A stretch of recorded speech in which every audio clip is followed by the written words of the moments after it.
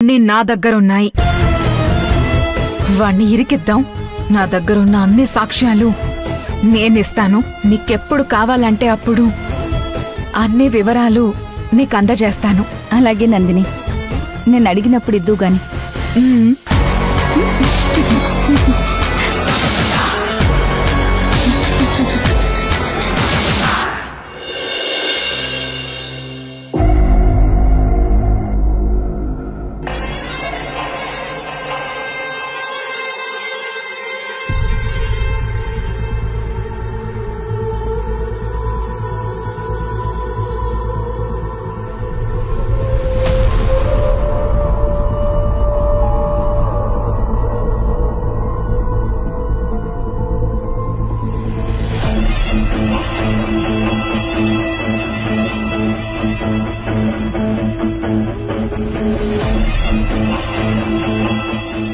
ఏంటి సార్, ఏమైంది?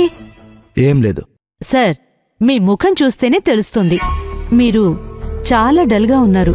మీకిది సూట్ అవ్వదు సార్. ఏమైంది చెప్పండి సార్. ఈరోజు నా చెల్లెలు బర్త్డే అమృత. ఓ, హ్యాపీ బర్త్డే విషెస్ నా తరపున చెప్పండి సార్. తను లేదు, చనిపోయింది. I'm very sorry sir.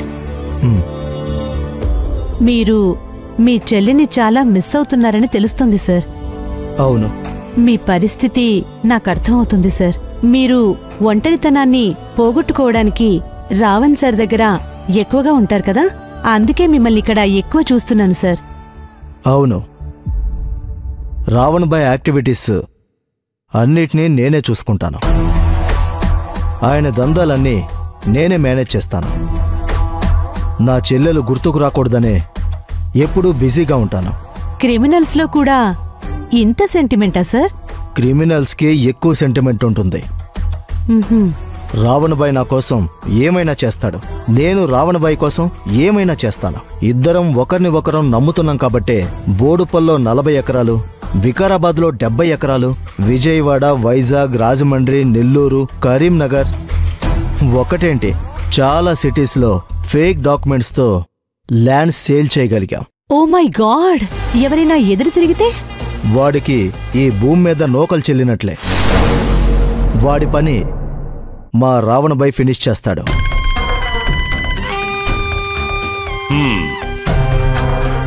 నా గురించి బయోగ్రఫీ రాస్తావా ఏంటి? అన్ని వివరాలు తెలుసుకుంటున్నావు? అయ్యో లేదు సార్, నేను గునా సార్ గురించి అడిగితే ఆయన మీ గురించి చెప్తున్నారు అంతే సార్. ఇద్దరి friendship best friendship sir. Yes, he is my best crime partner. ఆ సుపారీ కిల్లింగ్ అకౌంట్ తాలూకా అమౌంట్ రావాలి కదా, దాన్ని హవాలా రూపంలో తీసుకోవాలి. ఇండియాలో ఆ పేమెంట్ తీసుకోవడం నాకిష్టం లేదు. నాకు ఒకడు డబ్బులు ఇవ్వాలి. అతని నెంబర్ ఇస్తాను, అతనికి ఫోన్ చేసి ఫారిన్ అకౌంట్ డీటెయిల్స్ పంపించు. ఆ అకౌంట్కి డబ్బులు ట్రాన్స్ఫర్ చేస్తాడు, నేను హవాలాలో తీసుకుంటాను.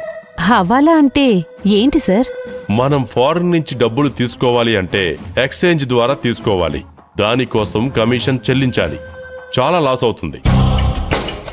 అదే హవాలాలో తీసుకుంటే కొంచెం కమిషన్ తీసుకుని ఫుల్ పేమెంట్ ఇచ్చేస్తారు. ఇక్కడ గవర్నమెంట్కి కట్టే ట్యాక్స్ సేవ్ అవుతుంది. ఆ పేమెంట్ లీగల్గా తీసుకోలేం కదా. ఇదంతా నీకు అర్థం కాదులే గానీ ముందు చెప్పింది చెయ్యి. అలాగే సార్.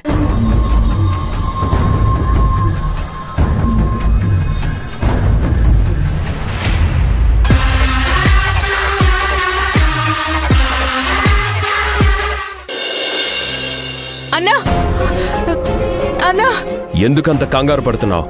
అది ఏమైంది? అది ఆ రావణ్.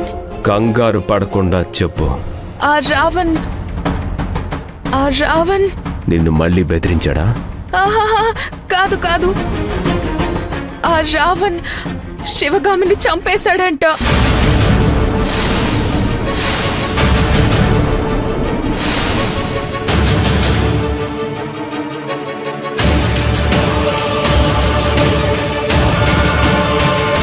ఎవరు చెప్పారా? మావయ్య ఫోన్ చేశాడు. ఎలాగో న్యూస్ తెలిసిందంట.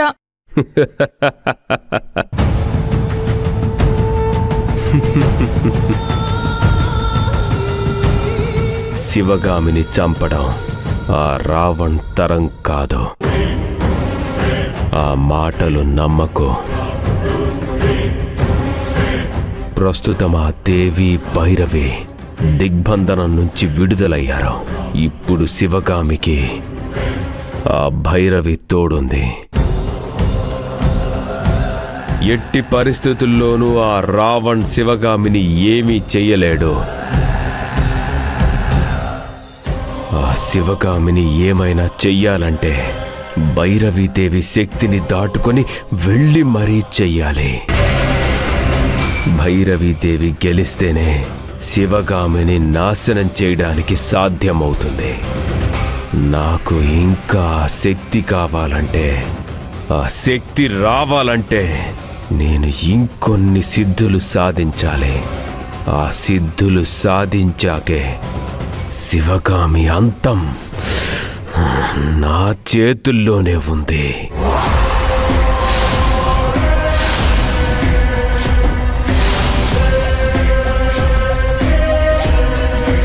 అయితే మావయ్య అబద్ధం చెప్పాడా? అవును. ఈ విషయం రావణ్కి తెలిసుండకపోవచ్చు. అంత కన్ఫ్యూజన్ గా ఉంది. నీకు నిజం ఏంటో తెలిసేలా నేను చేస్తాను.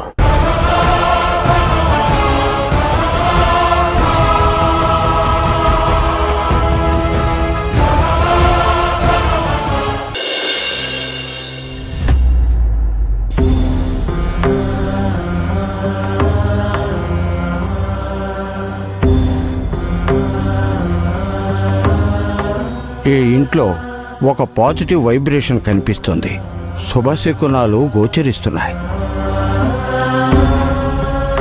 నమస్తే గురూజీ. శుభమస్తు. దీర్ఘాయుష్మాన్ భవ. అమ్మ వాళ్ళు లేరా అమ్మా? తీసుకొస్తాను గురూజీ, మీరు కూర్చోండి.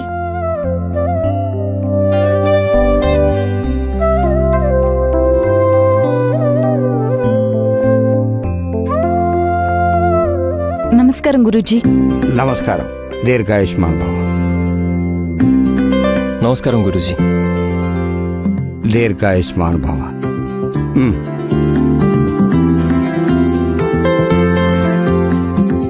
ఇల్లంతా ఒక పాజిటివ్ వైబ్రేషన్తో నిండి ఉందమ్మా. చాలా సంతోషంగా ఉందమ్మా. శివగామి చావంచుల వరకు వెళ్ళి తిరిగి వచ్చింది. అది ఆమె జాతక దోషం. ఆ గండం నుంచి తప్పించుకోవడం మామూలుగా అయితే దాదాపు అసాధ్యం. నువ్వు బతికి బట్ట కట్టడం అంటే ఆ దేవి మహిమ అంతే. ఆఖరి శ్వాస తీసే క్షణంలో తను రక్షించబడింది. అవును గురూజీ, ఆ దేవే నాకు శివగామిని చూపించింది. గురూజీ, అమ్మ వాళ్ళకేం ప్రమాదం లేదు కదా? నీది బలమైన జాతకం తల్లి. నీ జాతక బలమే నీ తల్లిని అనుక్షణం కాపాడుతుంది.